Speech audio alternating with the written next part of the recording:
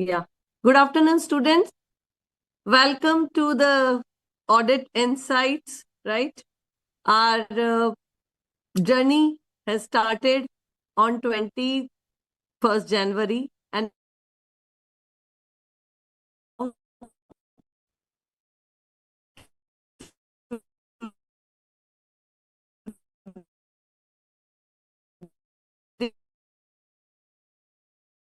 to develop audit plan, and definitely we are also discussing development of audit program. Now in today's session we will understand how a practical audit program is linked with standards on auditing, right? So all will be explained with the help of practical examples, documents, so that you can better understand that how it is done in the practical aspect, right? So not taking much of the time, we are having a learned faculty Kenaz Wadia with us, and previously also on the 24th January she took this session. So not taking much of the time, because it's the high time when we need to understand, and then in the examination also theoretical concept with the help of practical we will be able to implement, right?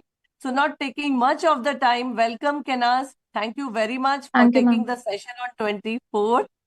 And I hope on 28th, means this is the second lecture which is assigned to this topic, audit strategy, audit planning and audit program, will be very impactful, and with the help of more practical as documents, they will be able to understand that how it is really implemented. They will be able to correlate the same with the documents and theoretical concept, right? So over to you, Kenaz. Thank you, ma'am. So I'll just share my screen once.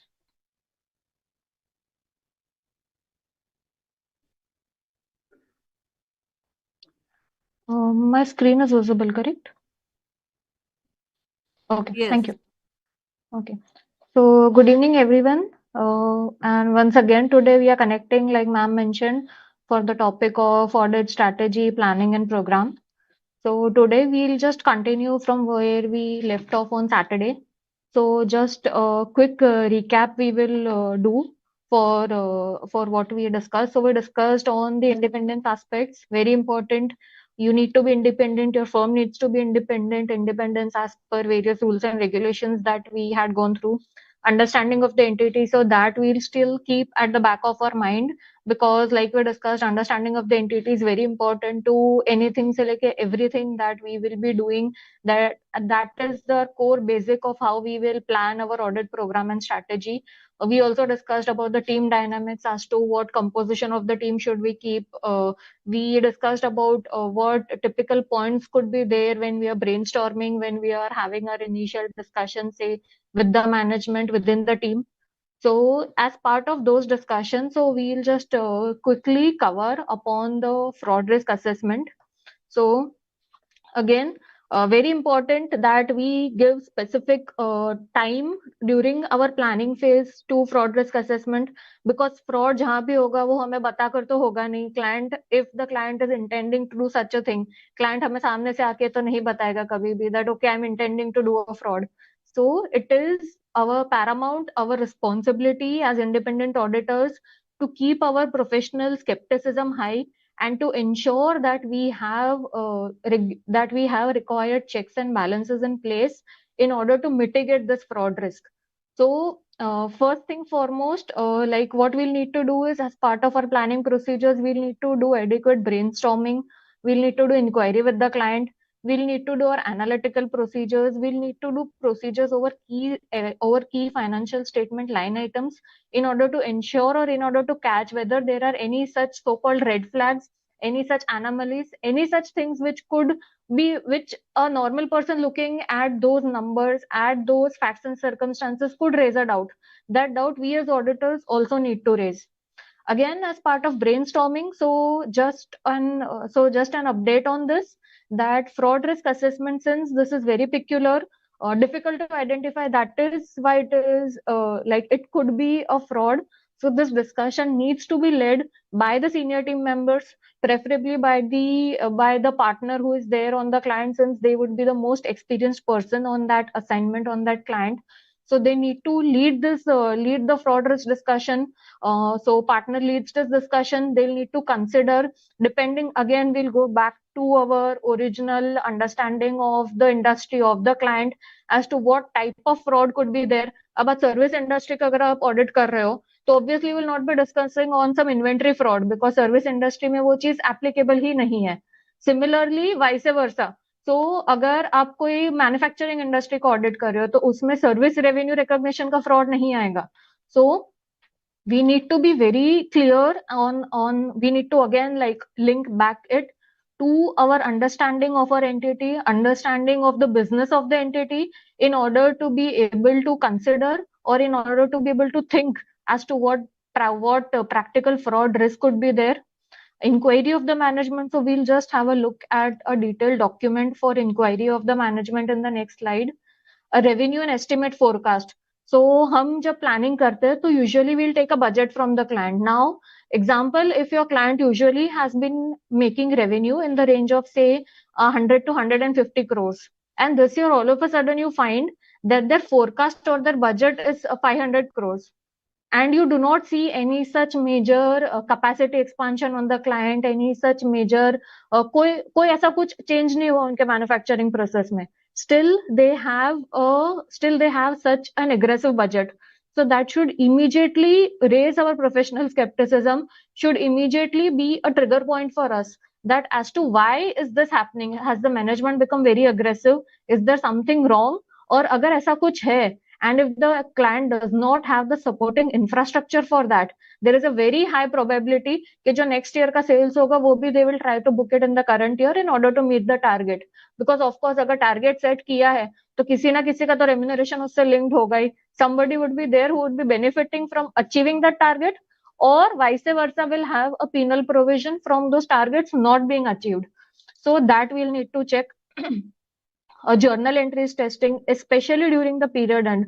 अगर आपका period and से 31 मार्च को हो रहा है तो between 25 to 31 मार्च कौन से और ट्रांजैक्शंस आपके हुए, आपके और कोई ऐसे ट्रांजैक्शंस हुए जिनका प्रॉपर सपोर्टिंग नहीं है. आप मैनेजमेंट से बोलना चाहते हो तो वो बोलेंगे हाँ ये किया था, सोचना पड़ेगा, ढूंढना पड़ेगा, डॉक्यूमेंट नहीं है, डॉक्यूमेंट मिसिंग है.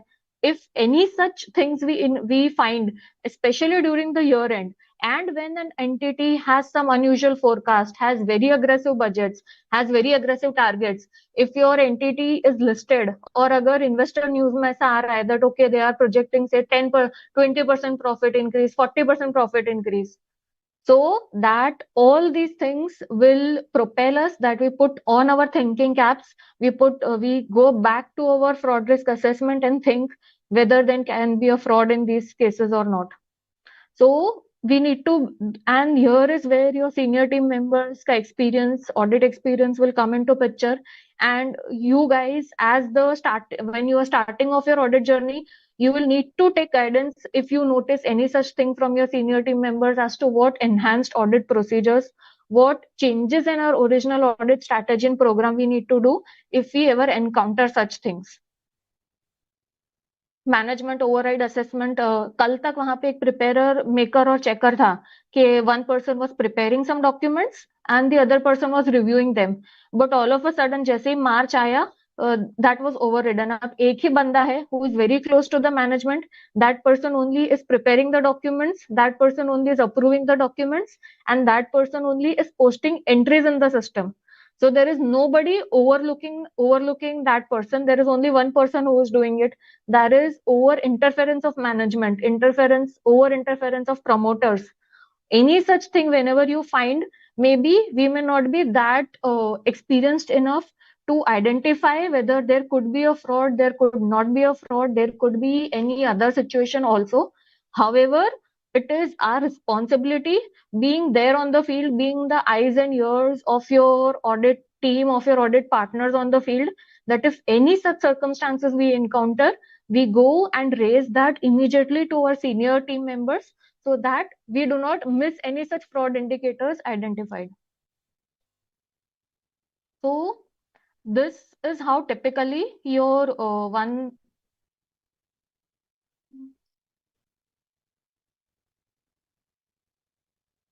I'll share my screen again.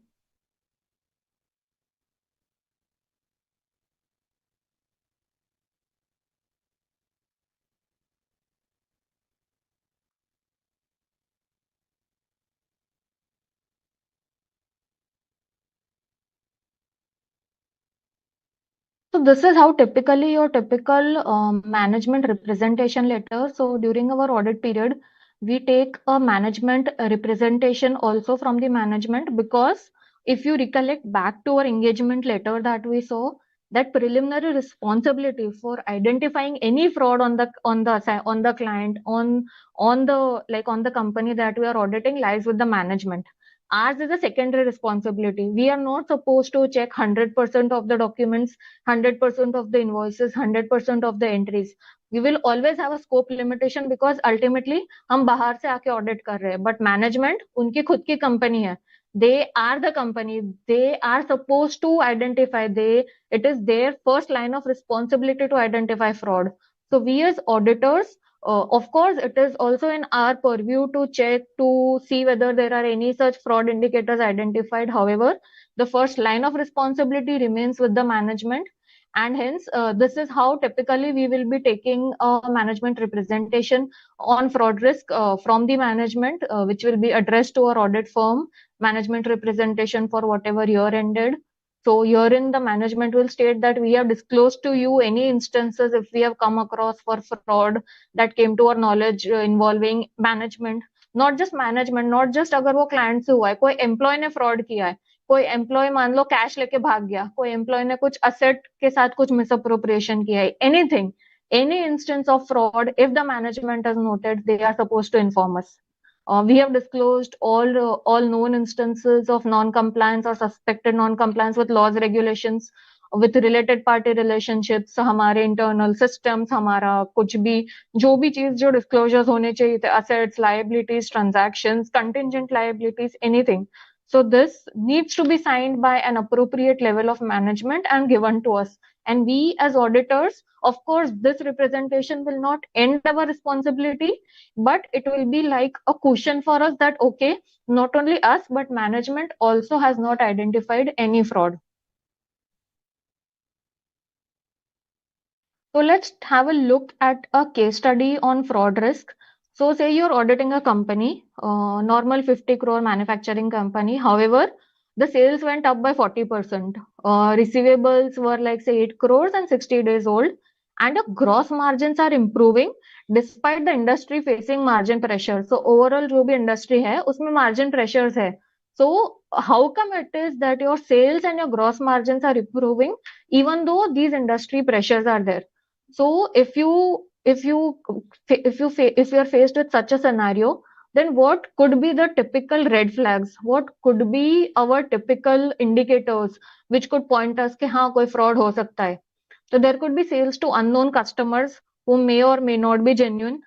There could be credit notes post year end कि मैंने सिर्फ सेल्स अप करने के लिए सारा सेल कर दिया 31 मार्च को, 31 दिसंबर को.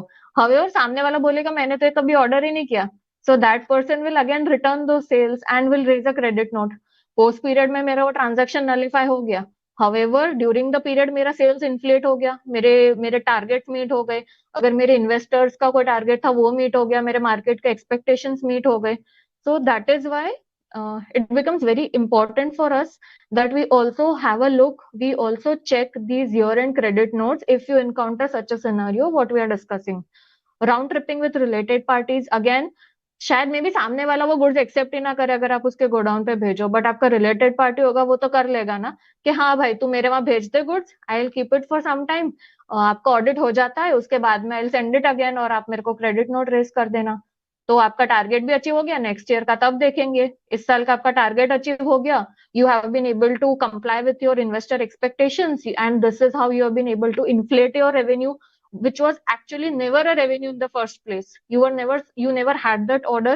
You were never supposed to deliver that goods. However, you did a fraudulent activity with your customers in order to inflate your sales. A CFO overriding credit limits, that a particular customer has a credit limit, say that person is supposed to pay within 60 days or else I will stop the sales. That is the policy of the company. However, in order to meet these targets, just in order to be able to like show a good revenue, show a good picture, CFO has overridden that ठीक है उसने पैसे नहीं दिए, still I will allow billing to that customer. Next year, even if it's bad debts, we will see it when it arises. So just in order to meet the current year sales target, to meet the current year profit targets, such things are done, and these are very common things which you will observe. So may or may not be a fraud. However, you need to identify these and you need to raise these relevant points to your senior team members so that you are sure that no such red flags are left undetected on your audit file.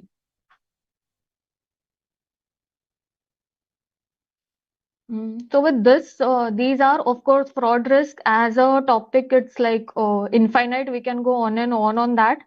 So for now, these are some of the common things which we need to take into account, say when you are starting off your audit journey. So just keep in mind, you take your appropriate management representation, you analyze any such factors which come to your noting, especially year end, especially aggressive targets, aggressive sales, profits target, and any such anomalies which you note, you report it to your senior team members.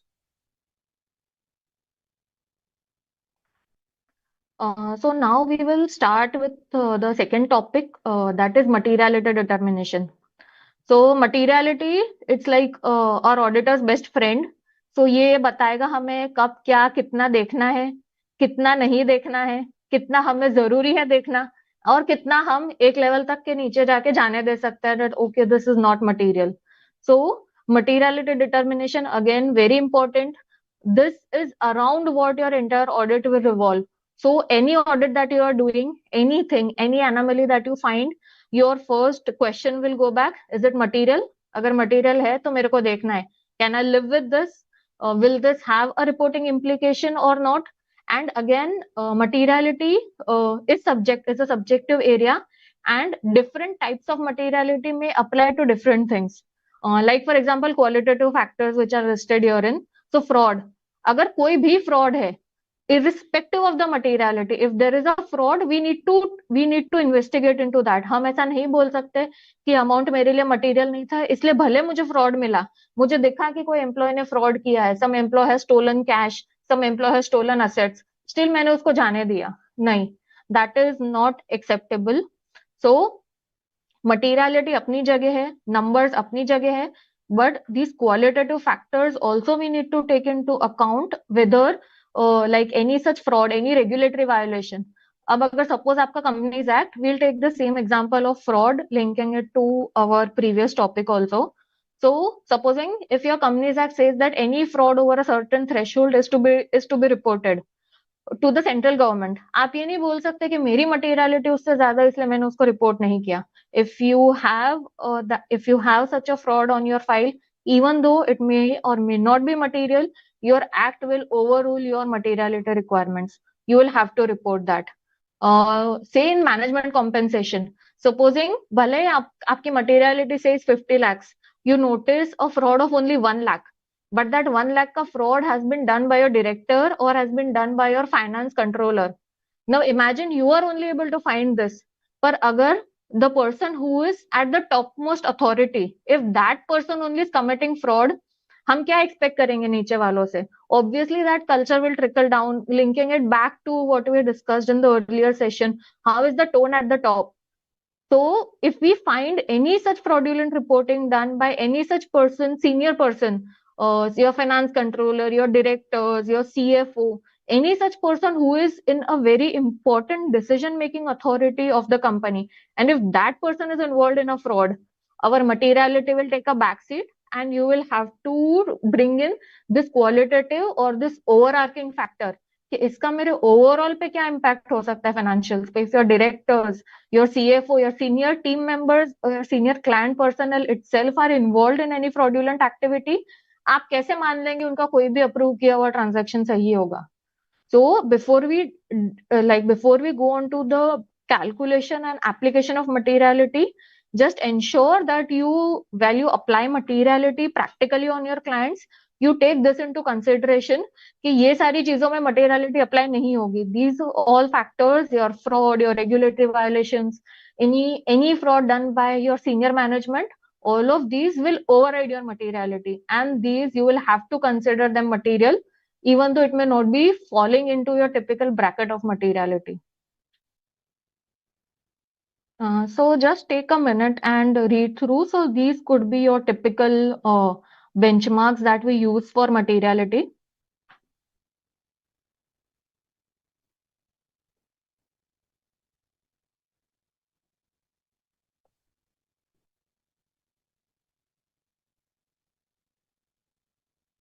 So the first one is your profit before taxation. Most commonly used materiality benchmark. If it is a profitable entity, if it is a manufacturing company or even a service company, if it is profitable, your typical benchmark will go to 5% of PBT liya and calculate kar liya. Say if it is like, say supposing you have a startup now with the coming like inflow of this entire startup phase and startup companies that we have, or companies that have a lot of volatile profits, loss making entities hai, trading entities hai. For those we can take benchmark over revenue also. Next is assets. So industries which are like very asset heavy, like heavy heavy capital heavy intensive industries. Say for example, you are considering a dam, constructing a dam. Now dam बनने में आपको minimum 5 साल लगेंगे. तब तक आपकी books में your major line item itself will only be assets. आपका asset बनता जाएगा, बनता जाएगा, बनता जाएगा, unless that dam starts functioning. Same way, say you are putting up a plant in a 100-acre land, you are setting up a major power plant in your client. In such cases, when you know that अभी management का focus भी सिर्फ और सिर्फ total assets पे ही है कि मेरे को इतना capitalization achieve करना है. In such cases, we can take benchmark of assets as well. And equity, comparatively a lesser used benchmark, maybe for investment entities, maybe for funds, wherein equity or your investments are the major driving factors. So again, we will link it back to our understanding of the entity. How well have we understood our client? How well have we understood the business the company is operating in?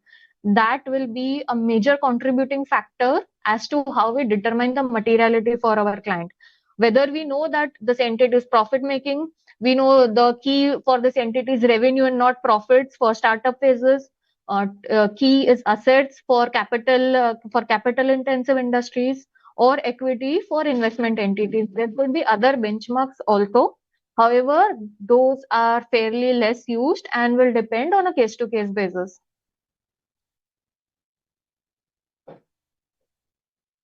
So we'll go to our materiality calculation. So we'll just take a practical example. So like a 100 crore manufacturing company, we have a PBT of 20 crores, revenue 150 crores and asset base 80 crores.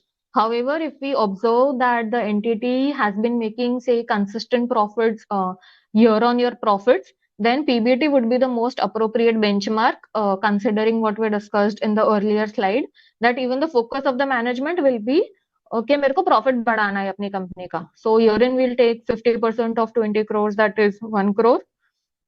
So revenue if you take, you can take 1. So of course, अगर आप 5% PBT पे लगाते हो, आप same 5% revenue पे नहीं लगा सकते, because of course your underlying base will be higher.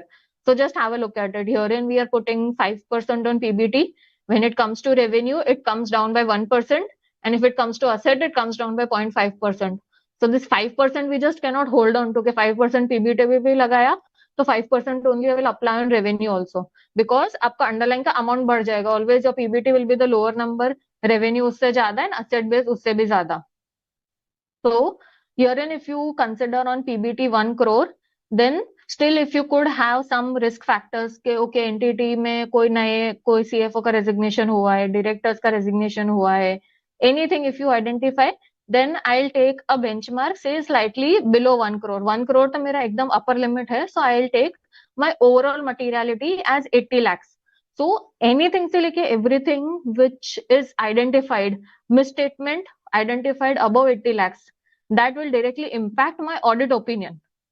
अगर 80 लाख से ऊपर कोई भी uncorrected misstatement, that is anything you identify during your audit, आपको कुछ भी मिलता है which is not rectified, which cannot be corrected, और वो मिसस्टेटमेंट है ही है at the time when you are signing your audit opinion, direct reporting आपका रिपोर्ट क्वालिफाई हो जाएगा। ओवरऑल मटेरियलिटी के ऊपर अगर आपका कुछ भी जाता है, what ever you have determined on your file, direct reporting implication. We take a materiality slightly lower than the overall materiality, what we call as the performance materiality. के इसके ऊपर मतलब this is the benchmark we'll take when we audit each and every line item.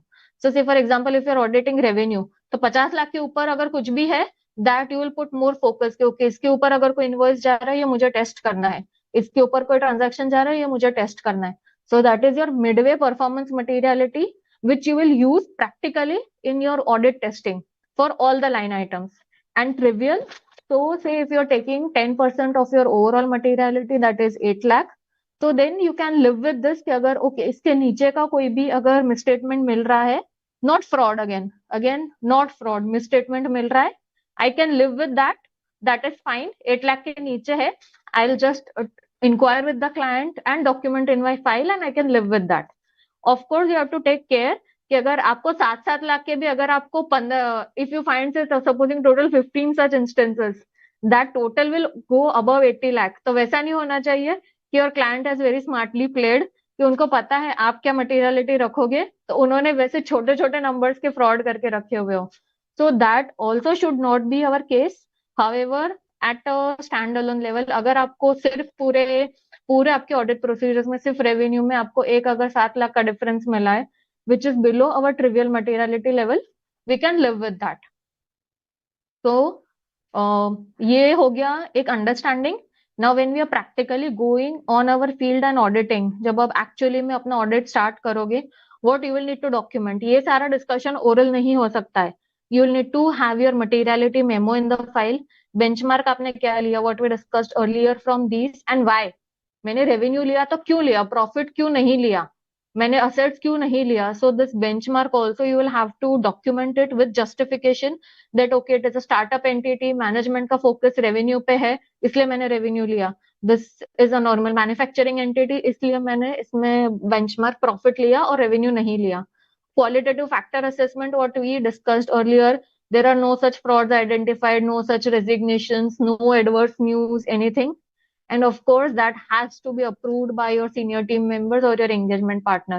Because आज मान लो taking this above example only, हम materiality ले रहे हैं 50 lakh for our performance based materiality. अब मान लो यही client पे there are some fraud reporting implications and your partner says that 5% is too high, I want to go with 2% of PBT.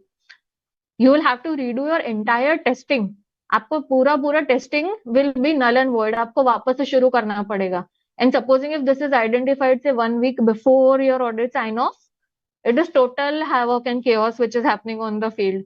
So it's very important that when we are forming our audit plan, when we are forming our audit program, we discuss on the materiality and we have it agreed. So this is like sort of a document which will save you. So from the brave articled assistant, which will be all of you, considering our above example, why 80 lakh won't get us sued. So this you will document it. Of course, this is taken on a lighter note, but you need to have this on file. So we chose 80 lakh because understand whatever your reasoning is. We didn't choose revenue because PBT is stable.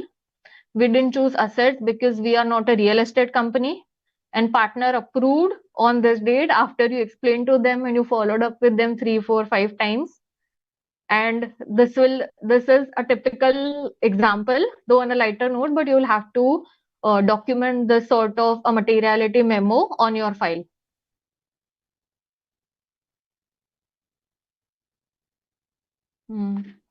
So we'll just take a minute pause. If you have any questions, maybe you can note it down for materiality or for the fraud risk assessment that we discussed, because now we will be going to our major key two types of testing. That is, sorry, three types of testing. That is analytical procedures, your confirmations, and your test of controls.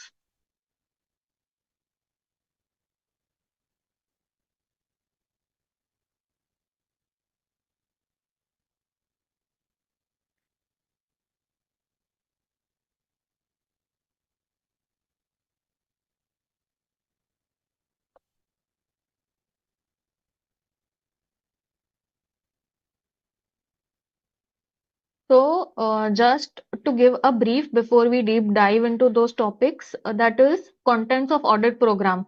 So whether you maintain this electronically, whether you maintain this on paper, but these are the broad contents which will need to be there of an audit program.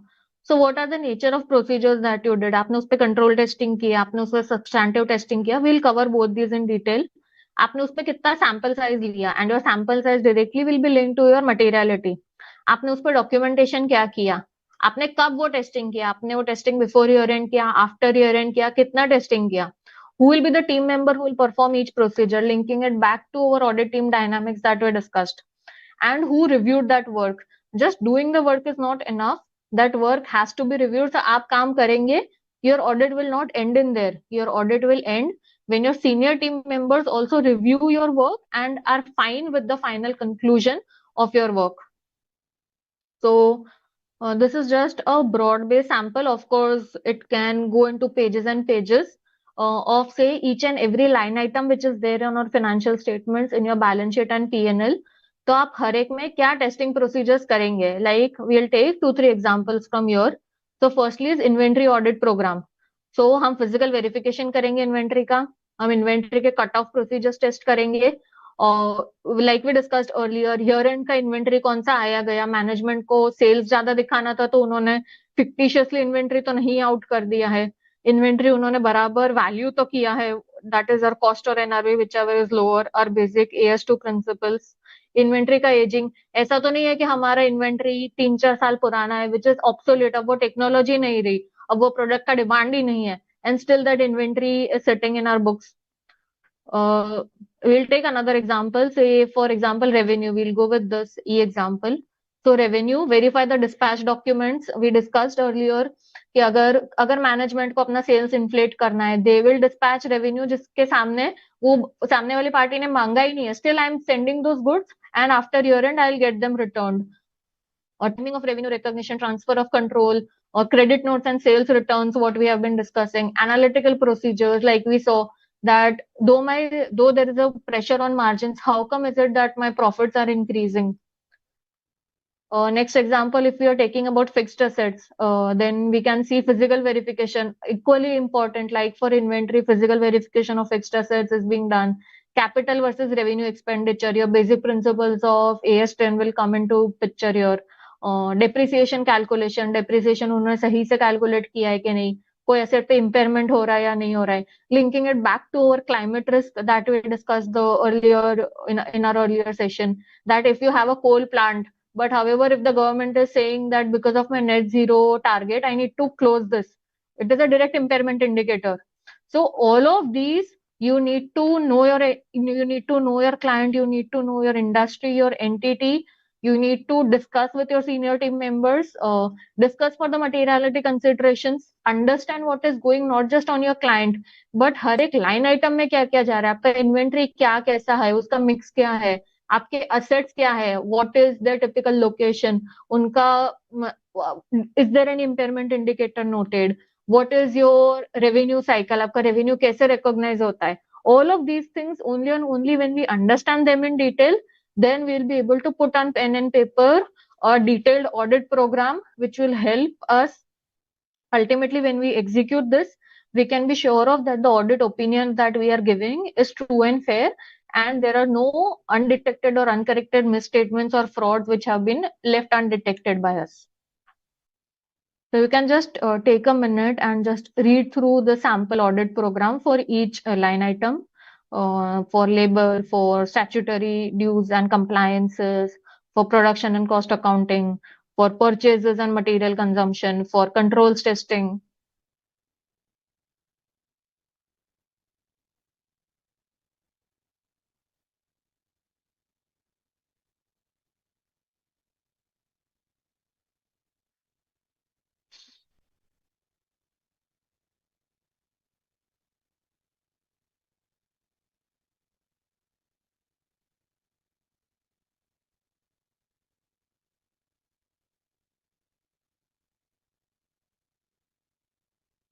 So moving on to our next topic, that is analytical procedures. So analytical procedures again, we will use these as a support to our main testing that we do. जो main हम voucher देखेंगे, जो main हम client से जाके inquiries करेंगे, हम जो उनसे documents लेंगे, we'll use analytical procedures as a support to those in order to like ensure that okay whatever maybe say हम invoices 10, 15, 20, 50, 100 देख सकते हैं. However, if your client in total has 10 lakh invoices being booked, तो total आपका जो revenue आ रहा है उसका एक ट्रेंड एनालिसिस करके हमें पता चलेगा that okay documents we are verifying, however how are the overall numbers looking, do those overall numbers make sense, so what is your revenue trend versus what is your receivables, how are they both linking, your cost of goods sold versus your inventory, fixed assets versus your depreciation pattern. So say you had a very heavy capitalization during the year, आपका हुआ है मतलब during the year 100-200 crore के machinery capitalize हुए, however your depreciation expense is not going up, or like a direct link whether the depreciation expense is correctly calculated, your sales पर अगर आपका revenue बहुत ज्यादा बढ़ा नहीं है, however your receivables have increased, then why has this happened, क्या ऐसा है कोई मेरे डेटर्स जो मुझे पैसा नहीं दे रहे, is there some change in my credit terms, same goes for your consumption and your inventory. So whichever line items are linked in your financial statements, revenue versus receivables, your inventory versus your purchase, fixed asset versus your depreciation, your provisions versus say your expenses, all of those we need to link them. This of course you will not know on the day one of your audit, you need audit experience. So these are the typical techniques which your seniors will be using to audit or to analyze or to gauge how your overall financial statements are looking at. So just ensure that you learn these and you start applying them at a primary level so that as and when you progress in your audit journey, you are able to get a overall feel of your financial statements as to whether there are any anomalies noted. So we'll take up two examples for this. So first one, just take a minute to read through the numbers. So we have a revenue increase of 25%, your total revenue amount. However, your units sold have only increased by 2%. And your average selling price has again increased drastically. So somewhere the math will not directly match if you go on to like think about it. So what is the unusual pattern detected here is your revenue increased 25%, units only 2.3%. Selling price all of a sudden increased. However, selling price increase is not important. The market doesn't support this. So if you are in a highly competitive, say for example in retail space you are operating, normal day-to-day goods you are selling, not even very niche, ऐसा कुछ, not in very niche marketing, then how come is it that normal market में increase हो रहा है 5%, 8% in line with inflation, but only your selling price is going up by 22%? Sounds unusual. No price increase in their purchase orders also. So what could be the possible explanations that we need to investigate? Revenue manipulation, fictitious sale, channel stuffing, related parties को high prices पे sale किया हो सकता है, cut off issue, what we have been discussing throughout next year, sales being recorded in current year, sales to related parties at inflationary prices. We are not saying that this could be a fraud, there could be a legitimate product mix change, कुछ उन्होंने premium products launch किए हो, which again we should have known during our understanding of the entity to ensure कि ऐसा कुछ है, तो that could be a fine reason. However, these could be our possible audit responses that we'll need to do. We'll need to have a high value invoices हमें check करने पड़ेंगे, especially during the last quarter, to ensure कि वो sales is genuine. Customers को confirmation भेजेंगे, we'll check the sales return done post year end, very very important thing, may not be like covered because हमारा focus हमेशा होता है हमारा audit period पे विच विल एंड से in this March 26. However, if any of these above manipulations exist, you will need to check your sales return for April to May 2026 or till the date that you are auditing in order to ensure कि ऐसा कुछ unusual sales return नहीं है. Cut-off testing, say you will take vouchers for 5 days before and after, उनको thoroughly check करो, उनके supportings check करो, उनका genuineness check करो, investigate any circular transactions with related parties, मैंने उनको goods बेचा, उन्होंने मुझे वापस दे दिया after some time. So just a small example as to how we need to put on our thinking caps and think whenever we see any such anomalies. Going to our next example, your revenue went up by 10%, your headcount is up only by 4%, and your employee costs are down. So normal, any industry that we are operating in, unless there are some very unforeseen circumstances, normal 6-8-10% तो increment कोई भी industry में होता ही है. Then how come is it that even though, या फिर reason हो सकता है कि आपने कुछ एम्प्लॉयज को निकाल दिया, कुछ एम्प्लॉयज छोड़ के चले गए, but if your head count is also increasing in the normal scenario your industry is operating in, how come is it that your employee cost has gone down? There are no layoffs mentioned in board minutes or your management discussion. So what you will need to investigate, अगर कोई qualifying asset मेरी नहीं थी जो construct हो रही थी, in spite of that has the company capitalised any expenses, salary cost उन्होंने सीधा फिक्स्ड एसेट पे तो नहीं लोड कर दिया, उन्होंने कोई कॉस्ट डेफर तो नहीं कर दिया कि जो बोनस मेरे को अक्रू करना था, basic principles of accrual if it pertains to the current period, but company has not accrued it because उनको प्रॉफिट ज्यादा दिखाना था. कट ऑफ का इश्यू है, अगर मेरा एक महीने का सैलरी मैंने अकाउंट फॉर नहीं किया, मैंने मार्च का सैलरी अप्रैल में पे किया और उसको बुक भी तभी किया. Salary needs to be accrued in the period in which the employees have given their services. Legitimate reason could be that because of some automation, some employees have been like some processes have been automated. Because of this employees को मैंने शायद timing उनके कम किए, उनके घंटे काम करने के कम किए हो, even though my average headcount remains the same. These could be some of the reasons, but we need to be thorough with our checking in order to come to this conclusion. So we'll need to obtain a month-wise payroll register, verify continuity of the employees, check the मार्च 26 का salary book हुआ या नहीं हुआ है मार्च में, capitalisation policy company ने कहीं salaries capitalise तो नहीं कर दी, बोनस वगैरह सही से पे हुआ या नहीं हुआ है, कोई कॉन्ट्रैक्ट एम्प्लॉयज में कुछ इश्यू तो नहीं है. So just whenever you notice any, and this you should also do for the area that at least you are auditing. May be आपको ओवरऑल फाइनेंशियल्स पे फर्स्ट ईयर में जाके इतना कंफर्ट नहीं आएगा owing to your lesser audit experience, but इतना तो we can also do that if you're auditing payroll, at least these basic checks and balances we can do in order to gain a broader picture that हम जो देख रहे हैं सिर्फ document देखने से काम नहीं होगा, ओवरऑल ब्रॉडर पिक्चर में भी ये कैसा दिख रहा है.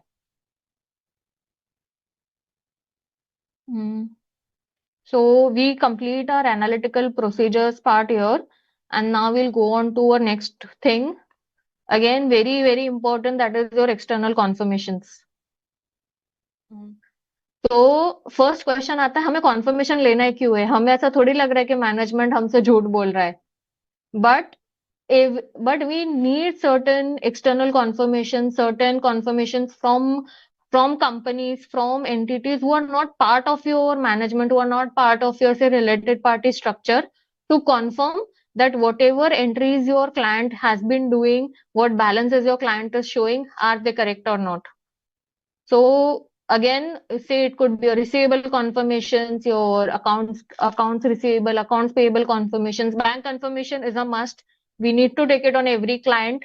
Others we can decide based on your balance, based on your audit strategy and program. Bank confirmation very important. We need to have those in file. Loan agreements, आपके investments, आपके related party transactions. So whenever we design our audit program, it should not only be limited to just checking the documents or the papers which the client is providing. External confirmations need to be incorporated, should be incorporated in like जहां भी possible हो सकता है हमारे लिए हमारे audit program में incorporate करना. We should incorporate confirmations taking in our program. So just a very brief summary example type of course, not an exhaustive list. It will depend on your industry to industry, client to client. Receivable, अगर आप positive confirmation भेज रहे हो, say you select your high value, say top 10, top 15, top 50 confirmations and send them. Typically receivables response rate may not be 100%, तो हम उसका subsequent क्या procedure कर सकते हैं? Say for example, I send confirmation to a party कि आपका balance 10 lakh है या नहीं, हमें बताइए. The party does not reply. You send requisite follow-ups, everything. Still, if that party does not reply, what you will do is If that receivables have been collected, you will check it from your bank statements that okay, though this party has not replied to me, samne wala debtor, still that person has paid the amount. So it is as good as that amount existing on my 31st March 25, 26, whatever be your date of reporting. If that person is not yet paid, अगर मेरा due ही नहीं हुआ, if that person has a credit period of 60 days and I'm checking it after 30 days, then I will go and check the sales invoice, the sales order, the lorry receipt, etc. in order to ensure that whatever the balance is outstanding, that is supported by supporting documents. However, first priority always should be obtaining a confirmation. Bank, we need to have 100%, and banks in India now, given the regulatory scenario that we are operating in, they are also aware of that the auditors do take these confirmations. So like maybe एक दो तीन follow up पे bank के confirmations usually do come in. I'm telling this from my practical example. So bank confirmation we need to send, and we need to have 100% of those confirmations in file. Banks, loans, any banking relationship, we need to have that thing in our file. Investments, again with your depositories, आपका CDSL, जो भी है depository है, you send them confirmation. Usually they will also reply. In the worst case, if they do not reply, then go with your demat statements or your certificates. Related parties, again, though we do take a confirmation, but बात वही है कि ultimately confirm करने वाला भी मेरा related party है. So in related parties, just taking a confirmation will not be a sufficient appropriate audit procedure. हमें और भी टेस्टिंग उसमें करना चाहिए, बिकॉज सामने अगर मैंने कुछ गलत रिकॉर्ड किया है, I can always call up my related party and tell that you also confirm this only because I have recorded this, and more likely than not, if there is a fraud, if there is a collusion, both of them, like सामने वाला आपको नहीं बताएगा कि ये balance अलग है, they will more likely than not confirm in positive. So we do send confirmations to related parties, but we need to have some other procedures also in place. So these are how your typical authority letters that you will take from management for sending for confirmations will look like.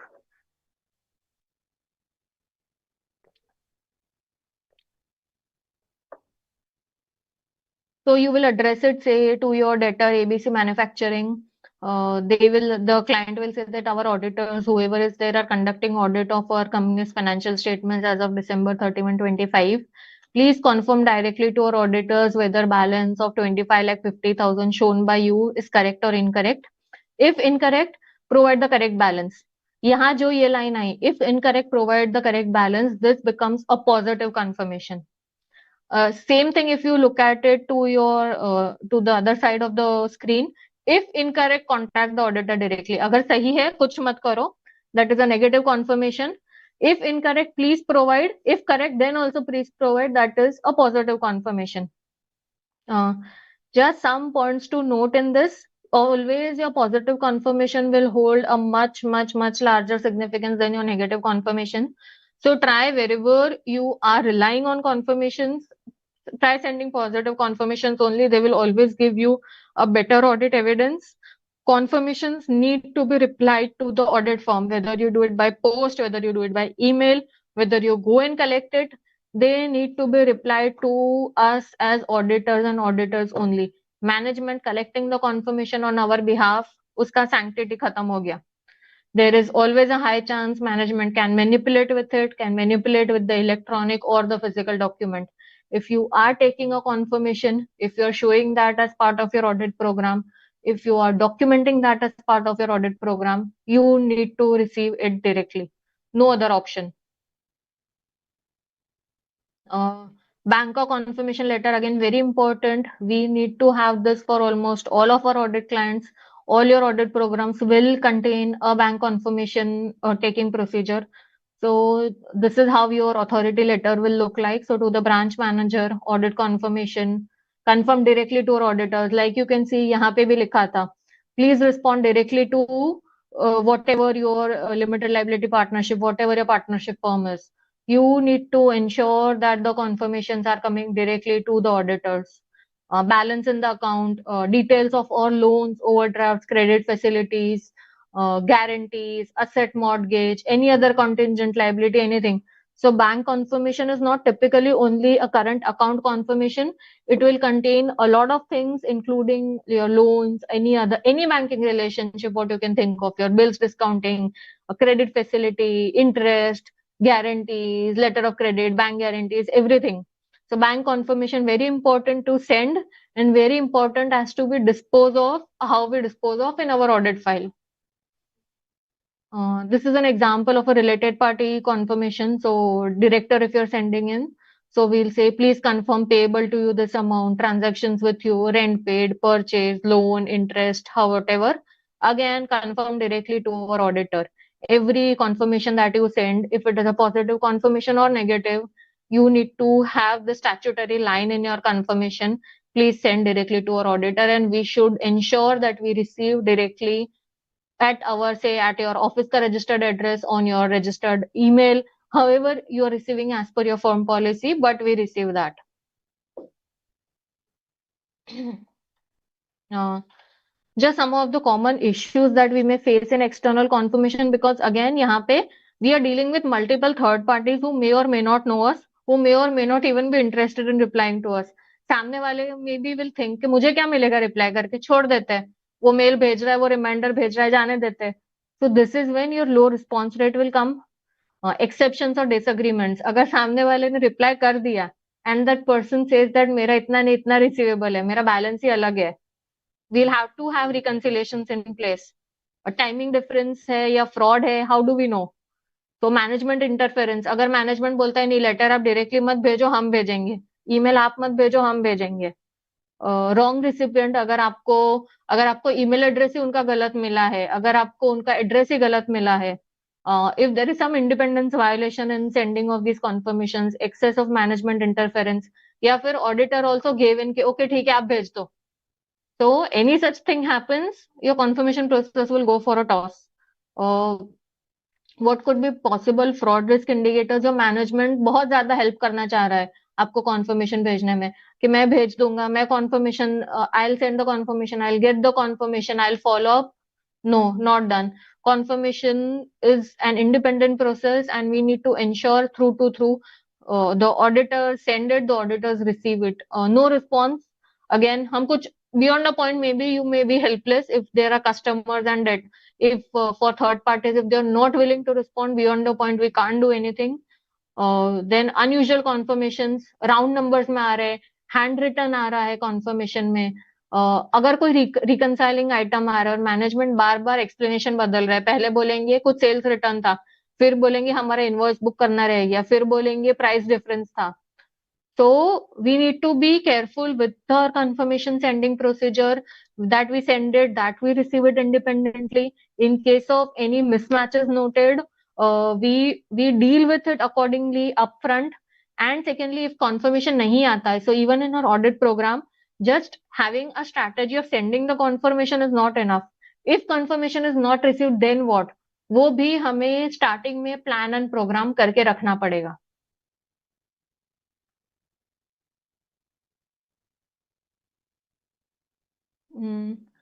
So I'll just pause for a minute. If you have any questions for the 1 hour discussion that we took till now, any question queries, you can just put it in the query link, and then we'll go on to the most important practical topics, for two practical topics, that is testing of controls and testing of details, that is your vouching verification, etc.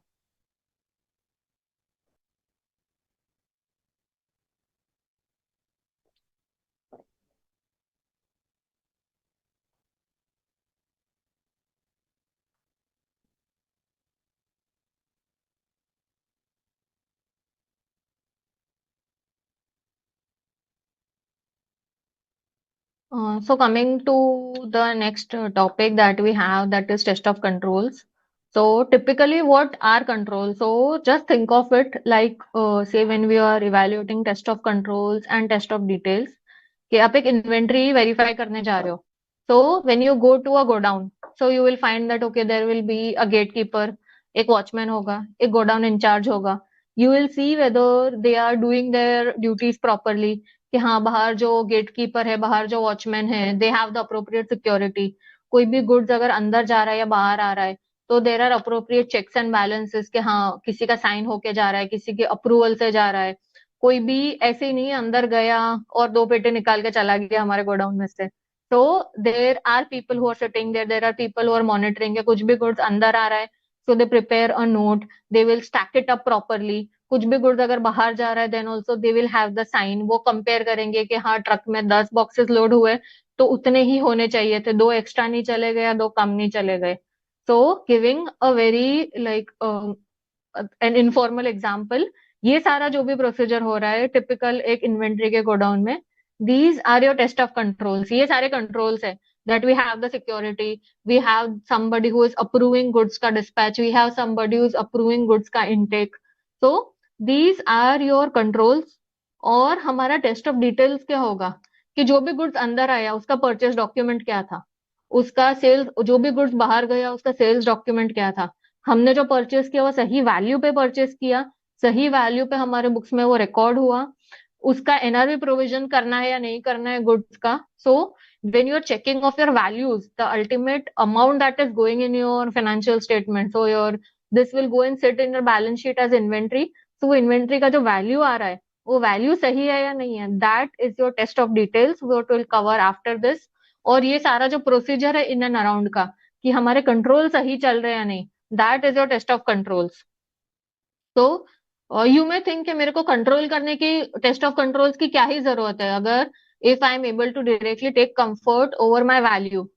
So generally ऐसा ही होगा कि if you do not have this controls in place, now just imagine continuing with our same example of the godown कि वहां पे कोई है ही नहीं, you just go there and find it is empty, there is no person at the security, there is no godown keeper, there is no in charge person, then how will you ensure, मतलब आपका अगर basic checks and balances ही नहीं है in place कि जो goods आ रहे जा रहे वही अगर नहीं कंट्रोल हो रहे, तो वैल्यू देख के भी आप क्या कर देंगे, how will you ensure that it is complete, how will you ensure कि there has been no embezzlement, there has been no fraud in that. so on any area that we audit, on any client that we audit, we need our audit strategy, our audit programs need to be a mix of both। थोड़ा हम controls करें, थोड़ा हम controls देखेंगे, थोड़ा हम actual physical verification करेंगे, थोड़ा हम डॉक्यूमेंट्स देखेंगे। So a combination of all of these only will we'll be able to form an exhaustive audit strategy जिसको हम प्रैक्टिकली इम्प्लीमेंट कर पाएंगे, and again which will help us issue a true and fair view, true and fair opinion on our financial statements। So very important that we do not overlook control testing and just go on कि directly हमने area चालू किया, हमने 10 15 20 voucher देखे, voucher सही है हमारा area खत्म हो गया, no, we need to have the testing of controls also in place। so typically what will be, सबसे कंट्रोल टेस्टिंग का सबसे कोर पार्ट क्या है, सेग्रीगेशन ऑफ योर ड्यूटीज, कि कोई भी एक इंसान, all the duties are not being performed by a single person, who approving, custody of assets, record keeping, recording, so there should not be a single person who is recording the transaction in my books, that person is only approving that transaction और वही उसका subsequently payment भी कर रहा है। A classic example where this could lead to a fraud, that if there are no checks and balances in place, I will, मेरे पास 100 का invoice आया, I will only say I'll record it at some other value, the customer will pay in the full value and differential I'll take it in my pocket because और कोई है ही नहीं देखने वाला। A very classic case wherever on your client you do not have appropriate segregation of duties, only one person is doing through to through function from recording of the transaction to making the payments. Classic example of fraud, you need to increase your sample size, you need to have your professional skepticism in place, and you need to have more audit procedures therein to ensure कि if only one person is looking after all of these things, कोई fraud तो नहीं हो रहा है ना। So 4 eye principle, that is your 2 eyes of the maker and 2 eyes of the checker, they need to be there for any transaction, even a 10 rupee का normal stationery का खर्चा भी होगा, even for that also maker has to be there of that transaction and a checker has to be there, and only then that transaction should come into my books of accounts। So minimum of 2 individuals required for a transaction completion, creates transaction, enters data, initiates request, and the checker that he or she will review, verify and approve or reject, and do that with an independent mindset. ऐसा नहीं है कि maker ने आके बोला उनको कि हाँ मैंने देख लिया सब सही है and that person just blindly approves it. No, then again that defeats the entire objective of segregation of duties, that defeats the entire objective of maker checker. So example is some junior person will create a purchase order, a senior person will approve. The junior cannot be both the maker and the checker. Again, reiterating, if you find a single person on your client is doing both the jobs of the maker and the checker, your test of controls will fail. You will need to do heightened procedures. You will need to check more samples. You will need to do more. Your audit program will need to be more exhaustive. Will need to have more samples coverage in place in order to mitigate this risk. And frankly speaking, this risk cannot be even mitigated because आप 100% सब कुछ तो check नहीं कर पाओगे. So very important, we need to have a maker checker principle applicable on our clients. So what could be typical common control deficiencies that we identify? Weak tone at the top, like we discussed during our fraud risk assessment at the start of the session, the directors of management themselves are approving the transactions. वो लोग ही आके interfere कर रहे हैं कि नहीं, even though this is not in the limits defined, इसको approve कर दो, इसको sell कर दो, इसका limit खत्म हो गया फिर भी इसको और sales कर दो. A very big red flag that there is some control deficiency, there is something wrong happening. Inadequate segregation of duties and manual processes, weak access control in ERP. Again, since like many industries have now moved on to SAP, Oracle, etc.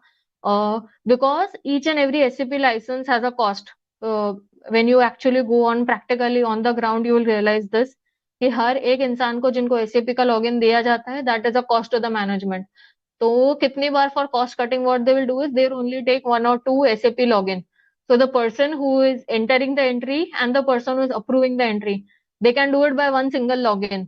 So again your maker checker is defeated. System में entry करी, system में approve भी उसी ID से हुई. Now how will, if something goes wrong, how will we go and check, or how will the management also go and check कि actually वो उसी बंदे ने approve कर दी थी और किसी और ने वही login ID से जाके approve करी थी. At principle itself, weak access control using common IDs itself will defeat your maker checker का concept, will defeat your controls का basic concept. और missing और outdated documentation process, कौन क्या करेगा, किसकी क्या responsibility है, ये अगर कहीं पे documented ही नहीं है, ये अगर management is not maintaining that entire hierarchy structure, again your controls are defeated. Ineffective internal audit function. So like we know, internal audit, that is management can do it internally. They can appoint another firm to do internal audit. But if they are not respecting that scope of internal audit, अगर उनका scope ही limit कर दिया, अगर उनको resources ही नहीं दिए, if that is just being treated like a tick box approach कि हाँ मेरे को Companies Act के limit के हिसाब से internal audit applicable है, hence I have just appointed one person, that person will see थोड़ा यहाँ invoices देखा, थोड़ा वहाँ देखा and just give me a clean report. If that function itself is not taken seriously, if internal audit के ऊपर scope restriction डाला जा रहा है कि नहीं आप inventory नहीं देख सकते, आप revenue नहीं देख सकते, so again, which means that there is some problem with tone at the top. Management does not want all deficiencies to be identified.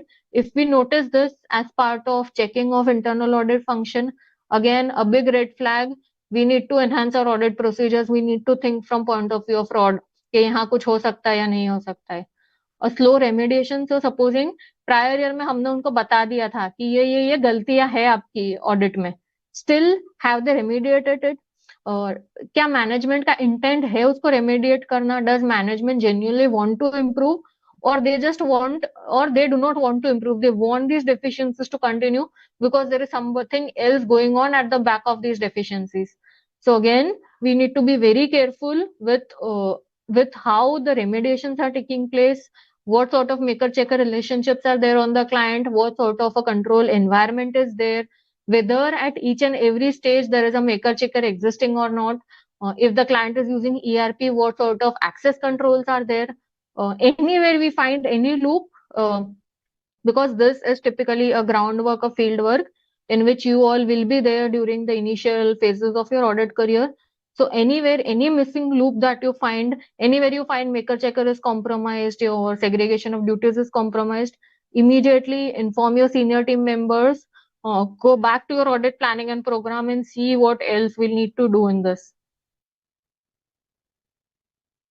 तो दिस इज टिपिकली शायद आपको फर्स्ट ईयर में आपके in the first month itself this will be the most common thing which will be given to you for testing, that is bank reconciliation statement. So what all we will typically go and check in the bank reconciliation statement. Period, सही period का है ना, हमने नवंबर का मांगा, client ने दिसंबर का दे दिया, नहीं चलेगा. हमने जो बैंक मांगी थी वही बैंक है ना. Typically will check for say all banks which have recourse, but जो बैंक मांगी हमने वही बैंक दी है. Balance as per bank statement, आप उनका फिजिकली बैंक स्टेटमेंट लेंगे. If it is for perioded, आप उनका बैंक कॉन्फर्मेशन लेंगे and you will check that okay 1,25,000 is appearing in the bank statement as of 31st December 2025. हाँ ठीक है, टिक. It is appearing in the confirmation, external confirmation that I received from the bank as of 31st December 2025, 1,25,000 is appearing, double tick. This balance is I'm fine with. In my books, it is appearing as 1,10,000. I'll go and check. मेरे को जो client ने trial balance दिया होगा, okay, 1,10,000 is appearing for this XYZ bank. Okay, check. So now I come to the conclusion that okay, I have a reconciling items. Plus minus होके मेरा ये difference mitigate होना चाहिए. So now what could be a typical reconciling items? Some checks issued but not yet presented, checks deposited not yet credited, bank charges, interest, direct deposit, standing instructions. So we have typically studied this during our say your curriculums of what typical bank reconciling items are. So just ensure that कुछ नया ही नहीं आ गया है bank reconciliation statement में, which ideally should not be there. अभी supposing ये checks issued but not presented, if you're standing as of 31st December 25 और ये चेक है 1st January 25 का, your check का validity date itself has gone. So even that checks also will need to put into place. So once you check that okay ये checks है, you will see what checks are there. ये bank charges है, आप जाके देखेंगे हाँ ये bank charges है या नहीं. You will see direct deposit by customer है, हाँ ठीक है डिपॉजिट है. So doing all of this plus minus mathematics, so you will come to the adjusted book balance and your bank balance and book balance is matching. So okay, your reconciliation is operating effectively. Now, what is the most important thing which will come in as part of a control testing is that who prepared this and who reviewed this. So what you can see here at the end, so these two things need to be there. Maybe they put it there, maybe they do it by some any other method. उन्होंने mail पे भेजा, उन्होंने mail पे approve किया, उन्होंने paper पे किया, however, but that maker checker relationship needs to be there for any से लेके every document that we check. Only and only then we can say कि हमारे controls effectively operate कर रहे थे. So this control sign off, this is very important. We need to have this in place. We need to check this and we need to document this in our audit file.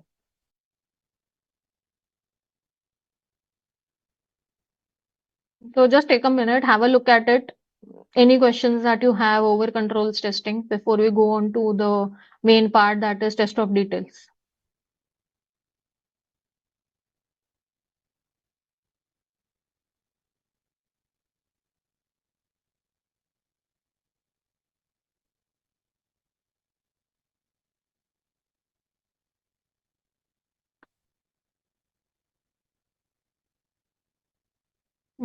So coming to our main part, that is test of details. So this is typically where you will spend most of your say early auditing career, that is doing test of controls and test of details, and more so into test of details. So by definition, this is directly an examination of documents, records to verify assertions. Purpose is to obtain direct audit evidence for whatever account balances, transactions are coming into our financial statements. So these are the 6 core procedures of test of details: inspection, confirmation, recalculation, comparison, tracing, and vouching. We will cover each of these in detail with examples. Assertions. So typically we'll also ensure that whatever assertions से हम balance sheet area कर रहे हैं, हम P&L area कर रहे हैं, उसके relevant assertions जो भी है, completeness, accuracy, authorization, existence, valuation, classification, cutoff, कौन सा assertion कहाँ पे meet होना चाहिए, and accordingly we'll design our audit program and accordingly we'll perform the test of details. What could be our red flags? Missing GRN, mathematical errors, unsigned approvals, unusual discounts, round numbers, everything is coming. This is a very again typical thing which should give, if it happens, your professional skepticism should go up. हम accounts के examples में लेते हैं, like your revenue is say 20,000, 30,000, your purchases in round numbers. हम वो चीजें examples में लेते हैं for is of calculation. Real life में ऐसा नहीं होता है. Real life, if you find all your numbers going in round numbers, आपके सेल्स के नंबर भी वैसे जा रहे हैं, परचेस के नंबर्स भी वैसे जा रहे हैं, there is definitely some amount of manipulation which is going in. In real life, you will never have all your transactions, all your balances in perfect round numbers. Related party transactions. So we'll cover this in detail in the upcoming slides. Difference from test of control. So like going back to our go down and inventory example. So in test of controls, we will check if the control is designed and operating properly. And in test of details, you will check if the balance is materially accurate by sample size, by focusing on your value. So diving deep into the assertions check, again, any area that you're auditing, when you start your audit journey or when you are into your audit journey, at the back of your head, always anything you're verifying, you need to think what assertions I'm meeting by testing this. So they are not just typically a statement by the management that everything is fine and there are no material misstatements. These are also very important for us as auditors, that we keep this in mind whenever we are auditing. So we'll take one by one assertion. For example, completeness. So completeness assertion का मतलब होगा all your transactions are recorded and nothing is omitted. So how will we check completeness assertion? कि client ने हमें एक bunch लाके दिया that okay these are all of my sales invoices. Client ने हमें उसका एक सेल्स रजिस्टर दिया एंड क्लाइंट ने हमें बोला कि फाइनल मेरा प्रॉफिट एंड लॉस में भी सेल्स है मेरा 10 करोड़ का बैठा हुआ है.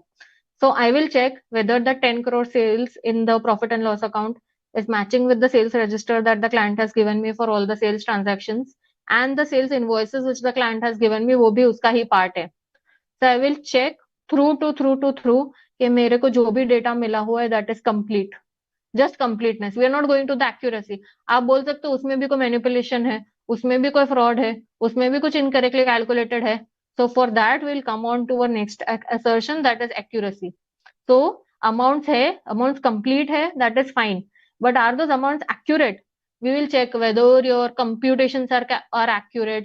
Invoice में जो भी whatever, say if you have supposing 10 line items and your total is happening, if that total is correct, आपने जो price लिया है, जो quantity लिया है, वो आपके respective से it is matching with your sales order, it is matching with your purchase order. So here an example, if you can see, verify the invoice math. This may seem very silly, but trust me, if somebody wants to manipulate something, if somebody wants to do a fraud, even like say in a typical store, in a typical retail store, even such a rounding of difference of say 1 rupee, and if that store daily has say 10,000 customers coming in, just imagine the quantum which will accrue at the year end. So that is why it is very important that even the invoice mathematics we check, invoice accuracy we check, whatever components are coming in any document that is presented to us, we check the accuracy of that. Rights and obligations and existence and occurrence, कि मेरा जो asset है वो actually में मेरा ही है ना, actually मेरे पास उसका hold करने का right है, actually do I have the right to hold the asset, actually मैं obligated to pay this liability, या फिर ये कोई related party का liability है जो मेरे books में erroneously record हो गया या जानबूझ के record हुआ है. Same way for existence and occurrence, whether my sales has actually occurred, whether my purchases have actually occurred. So what we will check for these, if it is say your balance sheet items, say the building that you are sitting in, आप client place पे गए, आपको एक office में जाके बैठाया एक room में, but that building is the client owning, what will you check? You will go and check the title document. कि अगर purchase किया है तो उसका purchase का document होगा, अगर rent पे लिया हुआ है तो उसका rent का agreement होगा. Similarly, if your client is showing कि मेरा say 1 crore का बैंक का लोन है, we will obtain our bank confirmation. We will go and check the loan disbursal document कि actually में वो मेरा ही liability है ना. Same way for existence and occurrence. So we will check कि client ने तो बता दिया मैंने इसको sales किया हुआ है, but how do I believe? Sales का invoice तो वो कुछ भी print करके रख सकता है. So I will go and check सामने वाले ट्रांसपोर्टर का इनवॉइस कि मेरा गुड्स यहाँ से गया बट सामने एक्चुअली में डिलीवर हुआ. Does that have a dispatch proof? क्या सामने वाला कस्टमर भी उसको एक्नॉलेज कर रहा है? If yes, then I can be sure that whatever sales has occurred on my client is accurate. Valuation example, going back to our godown and inventory example, कोई goods पड़ा हुआ है मेरे गोडाउन में 3 4 5 साल से. Now that technology itself has become obsolete. अब कोई मतलब ही नहीं है वो प्रोडक्ट का मार्केट विजिबिलिटी जीरो. देन अगर उसको स्टिल परचेस प्राइस पे रिकॉर्ड किया हुआ है, so my valuation at which the inventory is being recorded is not correct. I need to bring it down to its scrap value. Classification again, like for example, कोई repairs है उसको मैंने plant and machinery में capitalize कर दिया या vice वर्सा. मैंने कोई रिटर्न्स है जिनको मैंने रेवेन्यू में क्लासिफाई कर दिया, vice versa. And cut off, what we have been discussing throughout, कि मेरा 31 दिसंबर का सेल्स नहीं था, स्टिल मेरा वो सेल्स रिकॉर्ड किया गया, जनवरी का सेल्स दिसंबर में पुश किया गया, या vice versa, in order to inflate और deflate revenue, in order to inflate और deflate your profit. Same thing could happen with expenses also. अगर टैक्सेस पे कम करने हैं, अगर मेरे को प्रॉफिट कम करना है, I can pre book my expenses. और अगर मेरे को प्रॉफिट ज्यादा दिखाना है, मेरे को रेवेन्यू हायर करना है, I will like I early book my sales. So whatever be the case, so cutoff assertion again becomes very important during your year end, linking it back to what are the management targets, what are the management budgets. So we'll just quickly touch base upon the core procedures, what we discussed for test of details. So the first and the most important one is inspection. You will be doing a lot of this. So inspecting documents, invoices, GRN, challans, bank statements, management का authorization है या नहीं as part of your inspection procedure for controls. You'll verify your amounts, calculations, dates, customer name, vendor name. So basically you'll inspect whatever document is given to you. एक एक करके you will put a tick mark over there that ठीक है, name सही है, company का नाम सही है, सामने वाली पार्टी का नाम सही है, your GRN is matching with your invoice, your GRN का quantity is matching with your invoice का quantity, it is approved, the amounts are accurate, whatever be the case. So typically inspection is actually you will be inspecting a document. इसमें what could be the challenges that we face? Missing documents. कोई document है misplace हो गया, कोई document है fire हुआ and जल गया. Very typical examples when the client wants to do something, when the client wants to misappropriate something, wants to do a fraud, altered or fraud signatures. Maker checker होना चाहिए वो है, but we'll also need to verify that those documents are actually checked by the checker and not just some forced documents are provided to us. Confirmation, we already discussed in detail. Obtaining confirmations, very important aspect which should be a part of our audit program. Trade receivable confirmation, bank confirmation, trade payables confirmations. And what challenges we could face, we also discussed, like low confirmations, low response rate, management interference, some unusual replies that we receive. So could be both the ways. However, confirmations very important. We need to take confirmations as many as possible, incorporated this and take it from independent third parties, not just related parties. Third point is recalculation, mathematical verification, accuracy. You will check whether the invoice amount, say quantity into price into tax rate is accurate. Depreciation, again, when you practically go into your audit on the field, you will find this is a very common area wherein client makes mistakes.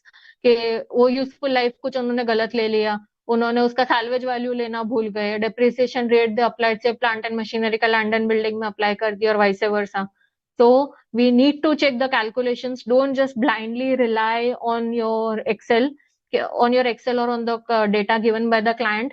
Just do a quick re-performance. I'm not saying कि आप कैल से पे एक एक चीज लेके बैठो, recalculate करो, हाथ से recalculate करो. But whatever data the client has given, अगर आपका कोई formula है जिसमें से there are like 10 brackets put in, some if this that करके if conditions डाल के formula लगाया हुआ है, don't just blindly trust that. Do a quick recomputation of that into Excel or by any other ways to ensure that whatever calculations the client has made in, whatever mathematically the amounts are going in, at least they should also be accurate. सब कुछ आपका match हो रहा है, but मान लो formula में कुछ छोटा एरर रह गया, because of which if that error had not been there, your amount जो जो आता वो आपके ओवरऑल मटेरियलिटी से ज्यादा हो जाता. Doing all of our audit procedures will go waste if you only don't do these recalculations. So mathematical errors in invoice, tax computations are wrong, depreciation are applied to fully depreciated assets. Many examples of this, but what is important is we need to incorporate this when we practically go on our audit field. Comparison. So again, compare prior year documents with current year. Comparison of current year, say invoice rates versus previous year invoice rates. Usually what you will observe is price difference होगा तो भी 5% होगा, 10% होगा. If you observe what we saw in our previous analytical example, कि आपका profit, आपका invoice rate का difference 25% आ गया. Now without a product change, without a premium product being introduced, 25% compare in price increase or decrease as compared to previous year does not seem normal business rational. Then professional skepticism should come up. But how will you know this? Only and only if you apply this comparison technique. You need to compare, say, your GST rates versus previous year, your invoice rates versus previous year, payment terms. कि अगर कोई customer है, उसको normal payment terms for 60 days. Now the company is giving them 6 months. What changed suddenly? Am I over dependent on that customer? Is that customer a remote related party which is not identified?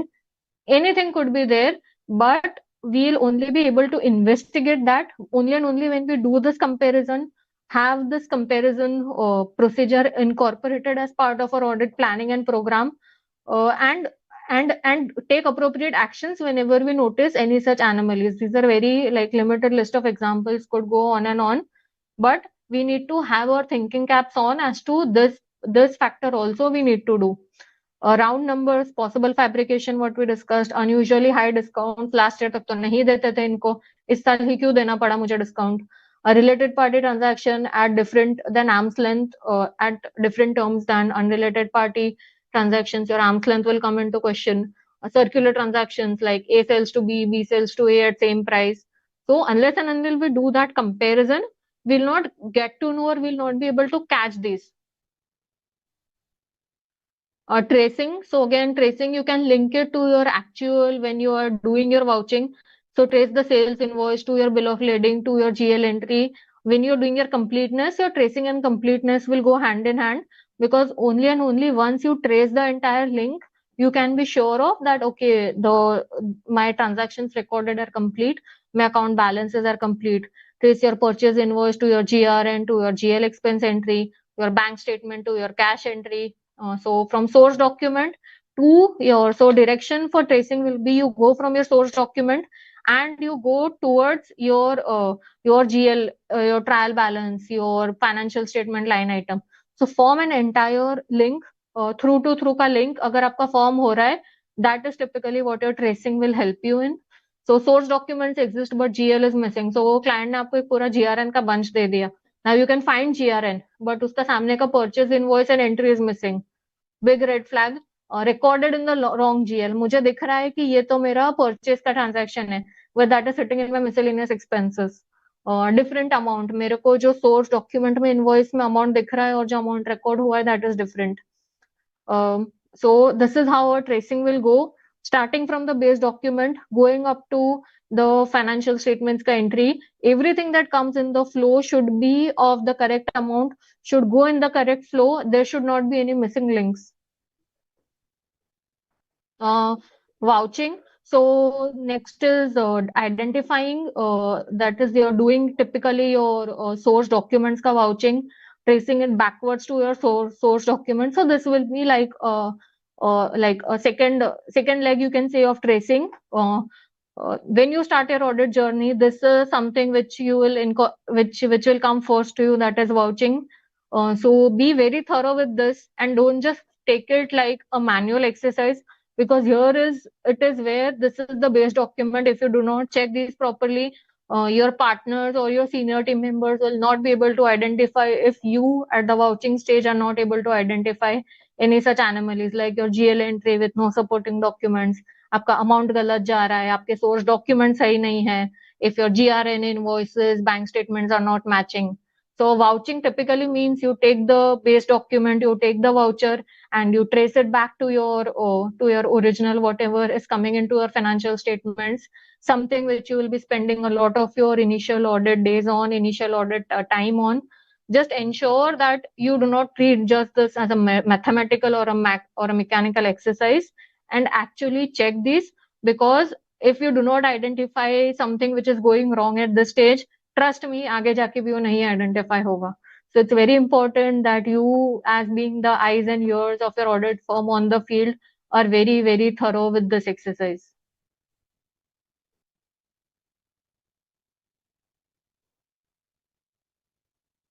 Mm. So this is how typically your vouching or whatever 6 things we discuss, somewhere or the other you will be able to link in. But this is what typically your starting audit phase will look like. This is where you will be spending a majority of your time on. So say for example, this is a sales invoice. You will check that okay, यही invoice number मेरे sales register में भी आ रहा है, मुझे जो physical invoice दिया गया उसमें भी यही invoice number है, check. Date यही है दोनों जगह, check. पार्टी का सामने वाली डेटर का नाम सेम है दोनों जगह पे, check. So these are the 3 things which I ordered. Go back to your sales order. हाँ, उसमें भी यही 3 चीजें थी, यही क्वांटिटी थी या मे बी उससे ज्यादा थी. प्राइस इसका 75 था, इसका 20 था, इसका 60 था. Okay, go and check. Then check whether this is coming appropriate mathematically.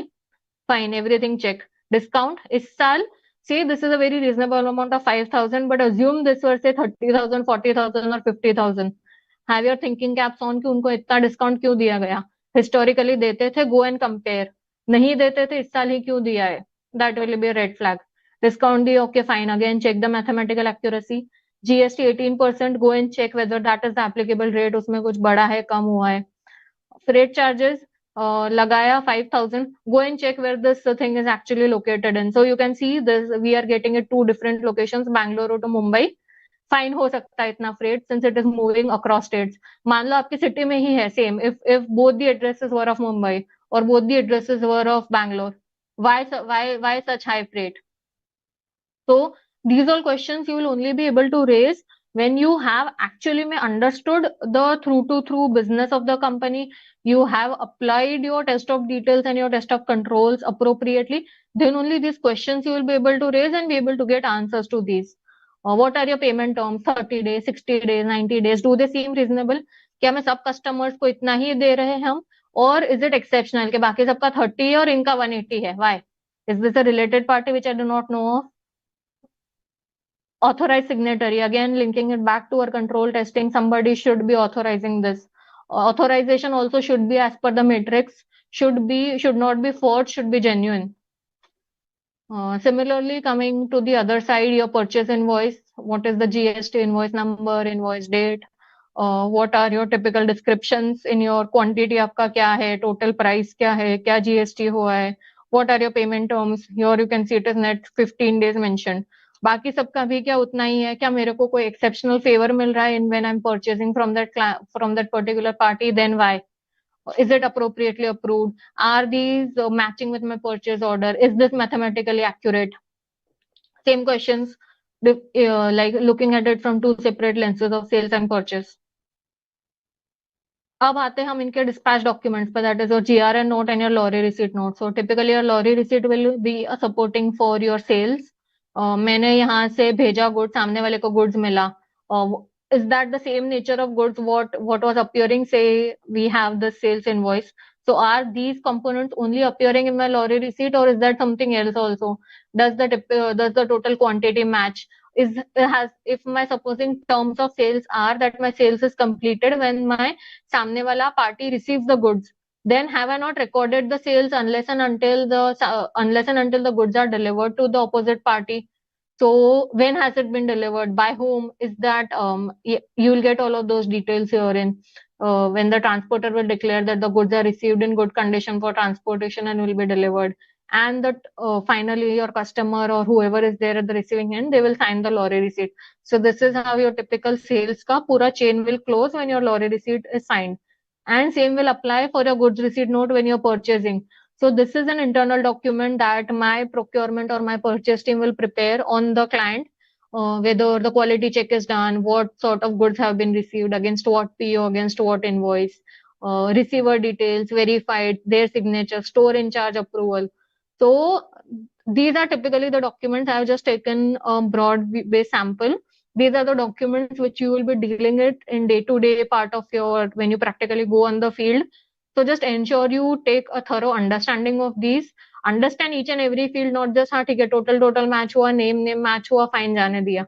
Understand what are the nitty-gritties of these documents, where they need to be signed, what dates need to come in, where the सामने वाला party needs to sign, where does my QC, where does my store signature come into place, what could typically go wrong if the client wants, what could be forged in this, is the document looking genuine. So all of these things, so just ensure that you spend enough time when you are initially verifying, vouching these documents in order to ensure that you're able to detect any anomalies observed and you are able to like do a correct audit procedure.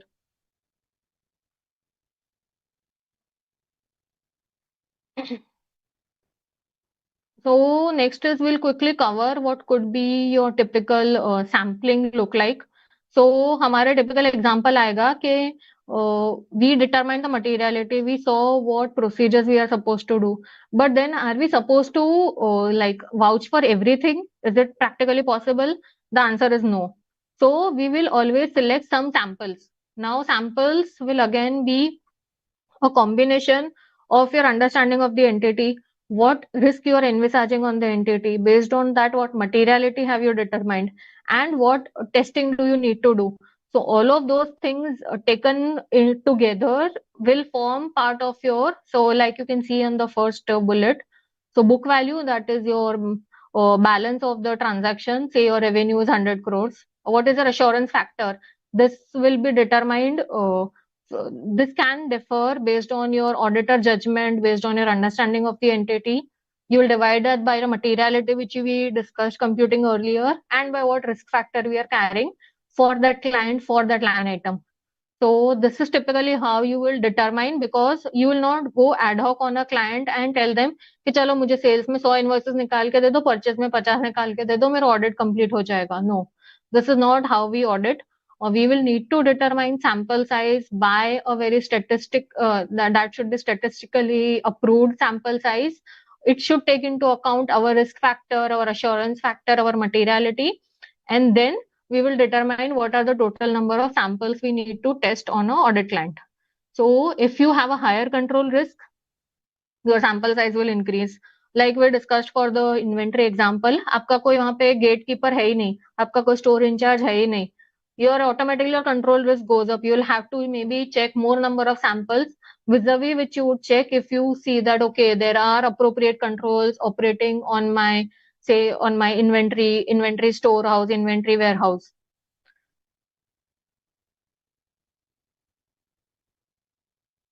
So here is a typical example of your sample size calculation. So say your total revenue is 100 crores, your materiality is 5 crores. You have taken assurance factor of 2 and your risk factor is 1. So this is how you will put the math into place, and you will ensure that okay, I need to check 40 items.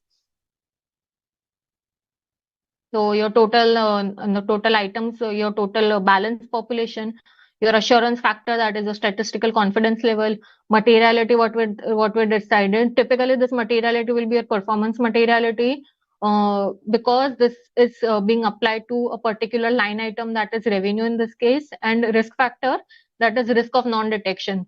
If it is high, low, medium, that will depend on your fraud risk assessment of the client. So just take a moment to go through this calculation. If you have any questions, just put it in the query list.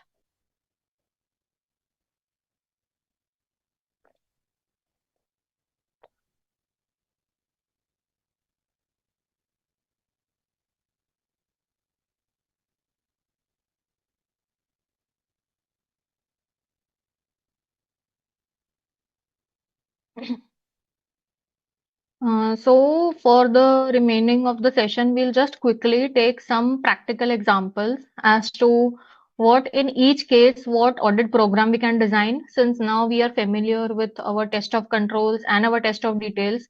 So how we can typically design audit programs for these line items. So first example that we are taking up is of payroll. So payrolls ka control program if we were to design. So firstly, we'll say, okay, this is a 25 crore manufacturing company. So our understanding of the entity and its environment will be driven by this. What could be our key risk? So this will discuss during when we are deliberating with our team, with our seniors, with your team members, fake employees, unauthorized addition, deletions, overpayment, manipulation of overtime hours जो आपके contract laborers होंगे उनका. So this is just an example. There could be a long list of the risks that you identified. So how will you typically design your audit program? Say test 30 payroll transactions. This 30 number will come from your sample size determination, what we discussed earlier. Verify their employee masters, salary rates, attendance records. So you will typically take the pay register from the client, verify these. You will compute the gross pay. You will do the recalculation. Whatever some deductions are there, supposing somebody has taken a leave without pay, somebody has taken some extra withdrawal on their salary, whatever be the case. So you will check that. You will confirm the number of employees added or removed without proper documentation. So whoever employees have left, you will go and check their documentation. You will do a payroll versus a revenue ratio comparison, headcount versus payroll trend. We already saw that example earlier. You will test post-payment distribution, like whether the from banks have these payments actually being made, have these employees actually been paid or not. So just a just a sample audit program. Of course, we could go into much more detail for controls and substantive testing, but a brief overview as to how you can design your own audit programs for these areas. Similarly, for receivables, so typical risk will be your overstatement of revenue. Say your receivables are uncollectible, there are fictitious sales, or there is some improper revenue recognition. So what we will do is we will test say 100% of balances over 50 lakh. So this could be your performance materiality. उसके ऊपर का हम सब कुछ test करेंगे. Between 20 lakh to 5 lakh or so, we will say test 60% of the population there. Below 5 lakh, we will test 30% of the population there. We will send confirmation to top 20 customers, having external confirmation, sending positive confirmation. We will review what collections are received post year end, so that even if my confirmations are not replied to, I'll at least have proof that okay, these actually existed because their collections are received. Allowance for doubtful debts. So we'll go and check what management has provided for doubtful debts. Is that less or more? Are those assumptions taken by the management correct or not? Inventory, what example we have been covering throughout.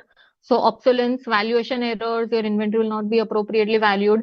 Physically present nahi hai, manipulation of stock accounts. So attend physical inventory at all locations.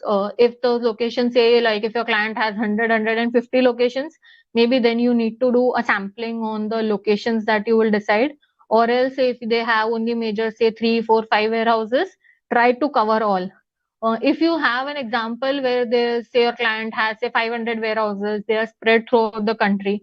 Of course, you will be targeting okay, ये top 10 warehouses में मेरा 60% inventory पड़ा है. I will go and target these. At the same time, also do some amount of unpredictability procedure. That this also management will also be envisaging कि यहाँ पे ज़्यादा inventory है, so the auditors will come in for review, will come in for inspection. So even those warehouses of the remaining population, select some 2-3 randomly and go and see there. कि ऐसा तो नहीं है कि वो छोटे छोटे वेयर हाउसेज में करके कुछ बड़ा फ्रॉड हो रहा है आपके क्लाइंट पे. So when ever you designing your audit procedure, keep your materiality in mind, but also know that the other person also will be envisaging के सबसे बड़े areas में maybe they may not be intending to do anything wrong, because that is more often than not likely to be covered in our verification net. So keep a combination of your high value items and also randomly select some low value items. Observe the count procedures, cutoff, count accuracy. What are your post count sheets? How is that count being reflected in your system? Evaluation, maybe we'll check our standard costing. We'll compare it to the market price to check for any obsolescence, for any like slow moving items, write off, NRV testing. So this is how typically your inventory audit program will look like. Next, coming to your fixed assets program. So what could be a typical risk in this?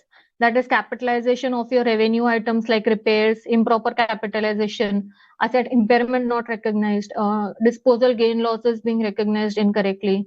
So how will you design an audit program for this?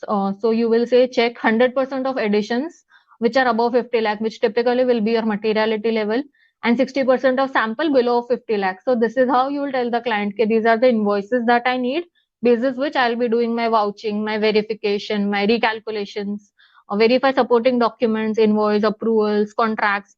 In case of assets, you will also need completion certificates. How do I know कि plant and machinery जो लगा हुआ है, whether that is in operational condition or not? We may not be that like technically competent to know.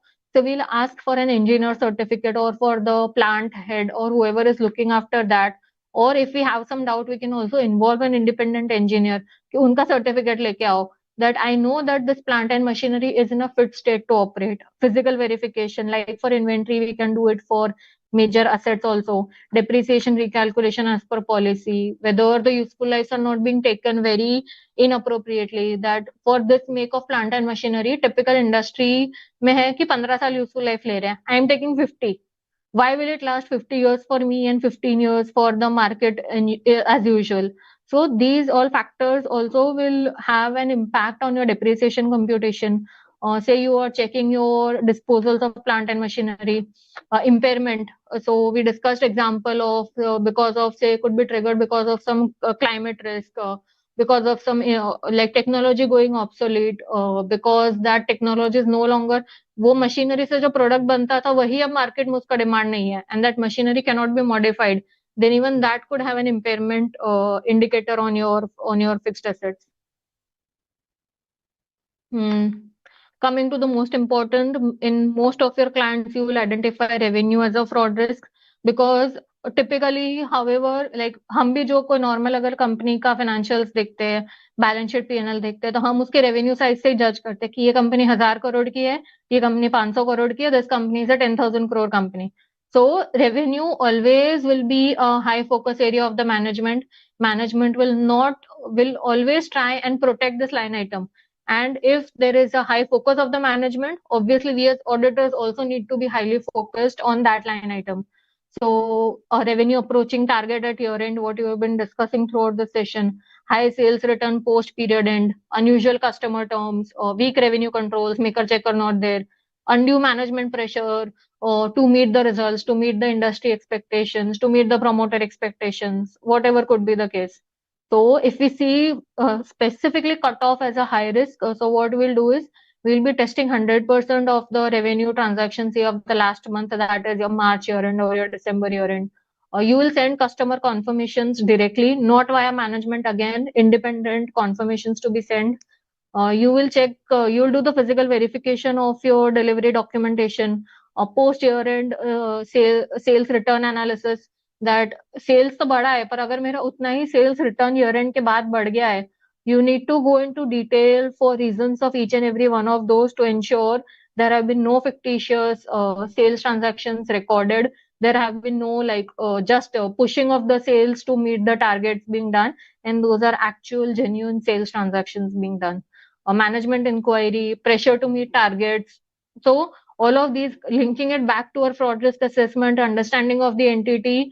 So these again will play a major role as to how we design our audit program and how we execute it.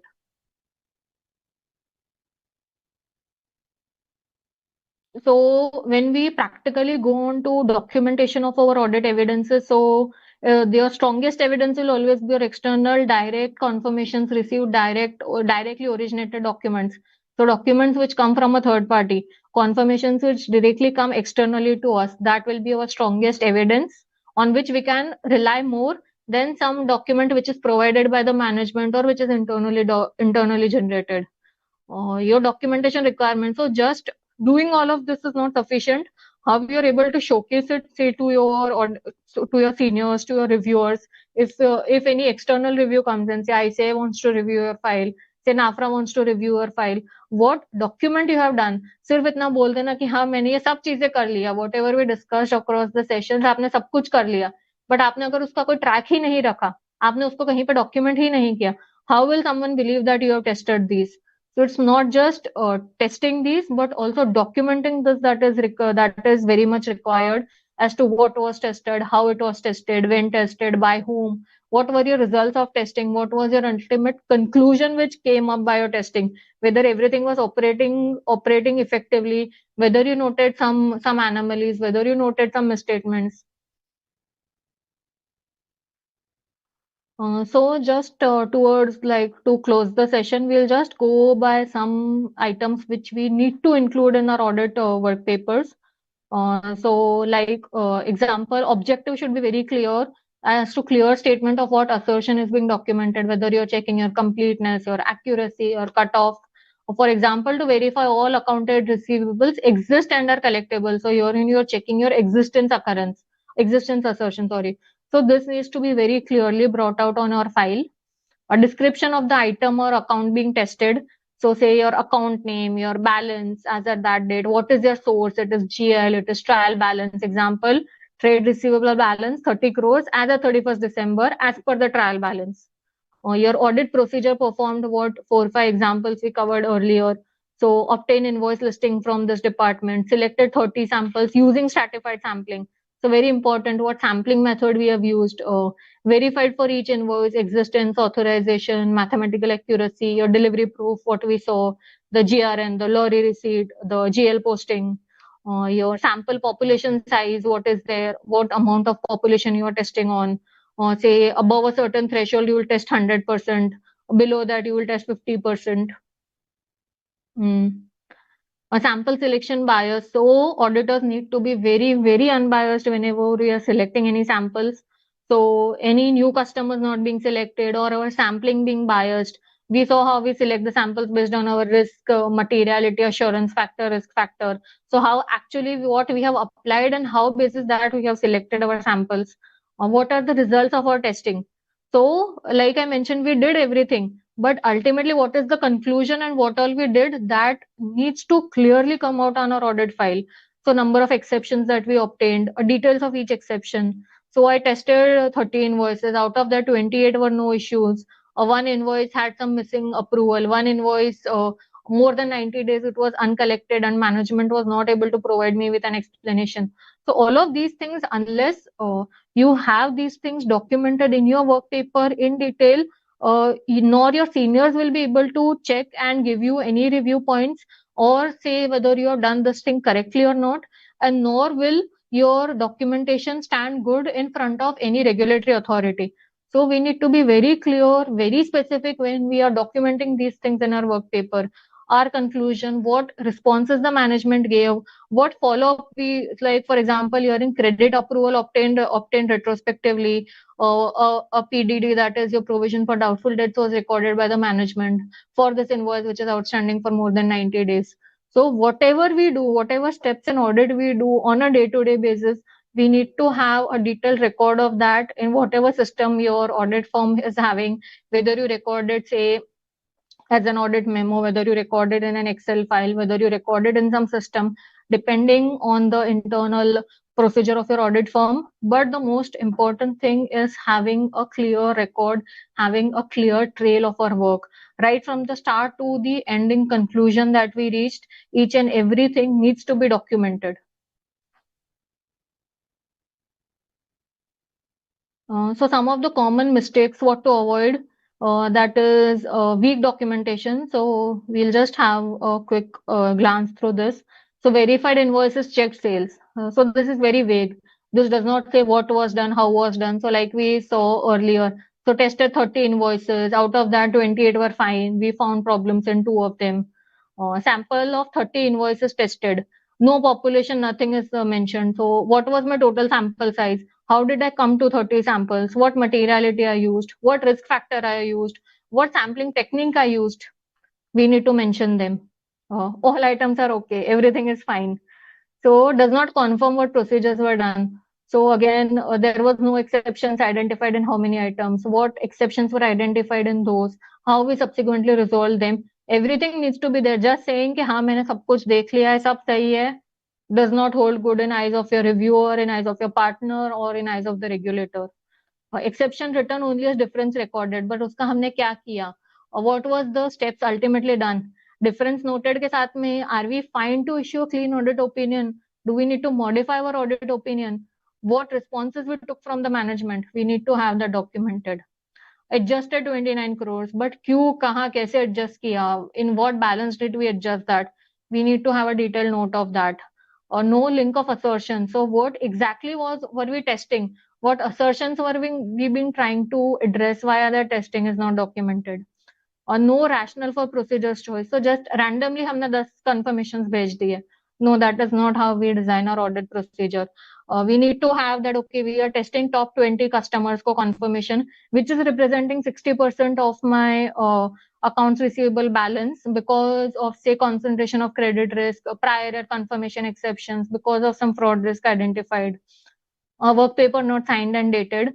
So like we check controls for the client, even our internal documentation, even our internal documents need to be signed, need to be reviewed by the appropriate authority. But for to progress to there or to come to there, you, as when you're starting in your audit journey, you need to ensure that you take all of these into account, you avoid these common mistakes in forming of your audit program, in forming of your audit strategy, so that your ultimate work, which is there, which is documented, is appropriate for us to issue an audit opinion.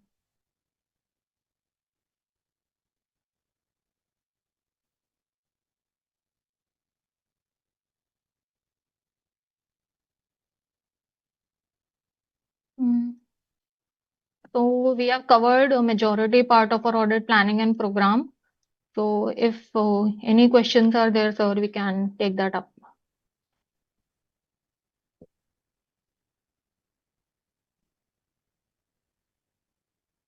Yes, can ask? Yes. Can ask few queries are there. One student is asking, test of control, is test of control mandatory for the auditor? So if I were to talk about, say, typical Indian Companies Act, if you're auditing under, then there are certain threshold limits. If your company is following in that, you need to mandatory test the controls, because you also need to issue an opinion on those controls. If you're auditing, say, some partnership firm or any other entity which is not forming under that, and it is not mandated by the law to test controls, then it is up to us, based on our understanding of the entity, based on the risk profiling of the client that we do, whether we want to test controls or not. But it is always like advised, it is always a better audit program that we do a combination of test of controls plus test of details, because just identifying the documents but not knowing how they are processed, how they are approved, will not give us a complete view. Thank you. Great. Next is, what is the document? What are the documents considered for related party confirmations? So document, that will be a single document, but for that you need to have a complete, let's say if I'm sending it to a director, so I'll need to have the complete list of details that, okay, I've taken a loan from the director, I have paid salary to the director, I have paid rent to the director. So once we have the entire that party ka balance, then we can select that, okay, all of these things I need to put it on a confirmation, on a paper or on an email, and then send to the related party. So before that, we need to be very sure whether we have a complete listing of the related party transactions. Then we can put the summary of that on the confirmation and then send to the related party. Okay. Right. तो students, आपने पूरा lecture जैसे सुना है, ये पूरा आपको audit program तक, audit strategy, audit planning, audit program, तो बहुत ही अच्छे तरीके से मैडम सारा, और बहुत अच्छे तरीके करके, और डॉक्यूमेंट्स आपको इतने सारे documents, purchase invoice, sale invoice, और बहुत सारे आपको ऑडिट प्रोग्राम, सारी चीजें आपको दिखाई गई हैं। स्टूडेंट्स, ये सारे जो हैं आपके ऑडिट के अंदर काम आने वाले हैं। प्रैक्टिकली जब आप ट्रेनिंग करोगे तो भी ये चीजें काम आएंगी। तो स्टूडेंट्स, नेक्स्ट लेक्चर हमारा जो है रिस्क असेसमेंट का होगा, risk assessment and internal control, और वो आपका लेक्चर फरवरी के अंदर होगा। जो शेड्यूल है वो आपको मालूम है, मैं फिर भी बता देता हूँ, वो 4 फरवरी को होगा। Risk assessment and internal control 4 फरवरी को होगा। और इस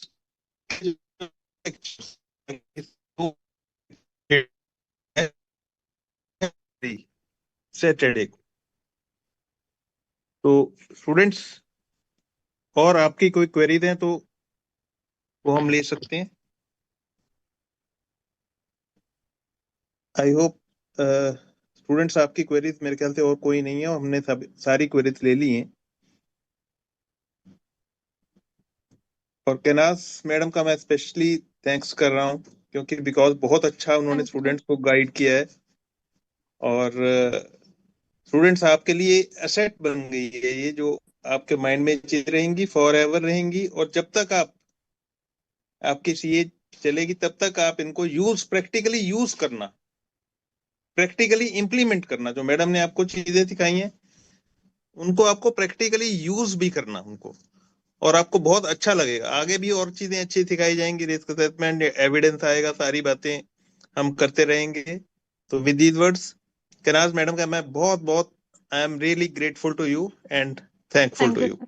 Thank you, sir. Thank you students, thank you very much. Thank you, everyone.